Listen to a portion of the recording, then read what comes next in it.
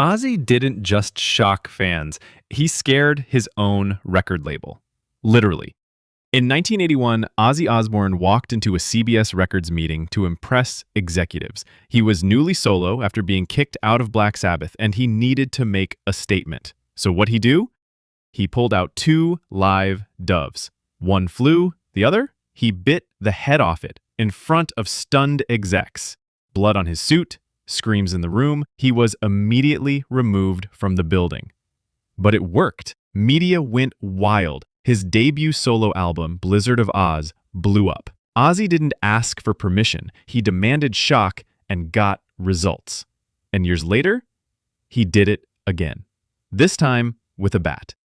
Was Ozzy insane or the greatest rock marketer ever?